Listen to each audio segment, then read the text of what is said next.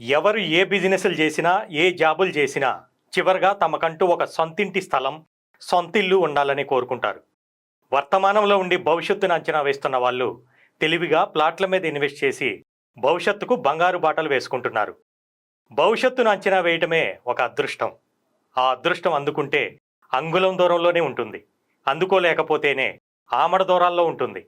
ఆ అదృష్టాన్ని బంగారు అవకాశంగా మీ ముంగిటికి తీసుకొస్తోంది శ్రీ సిద్ధివినాయక ప్రాపర్టీ డెవలపర్స్. ఈ క్రమంలో విజయవాడ హైవే మీద మీకోసం ఫ్యూచర్ సిటీ వెంచర్ని కని విని ఎరగని రీతిలో తీసుకొస్తోంది.